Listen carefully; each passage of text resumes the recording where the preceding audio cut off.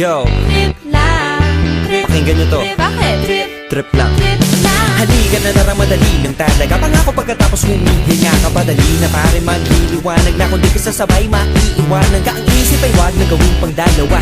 Dahil isa lang ito. Ang gusto lang naman ito ay maging masaya. Para di ka mabato ay iwasan mo ang pananatili sa isang lugar. Ibig ko sabihin ay huwag ka papasakop sa takot, wag ka papasakop. Kapag nangate, di ka matito isipin mo. Pinipad sa lahat ng karanasan mo dito sa mundo. Bilang tao, gano'n pa rin hindi nagbago. Pinakamasaya yung di pinlano. Kasi pag di mo pa alam, nakakatakot pero exciting naman.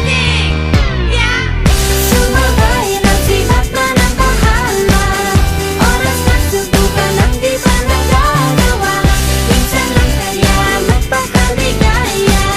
Mag-enjoy, magsaya, walang mawawala. Trip, trip, trip, trip lang.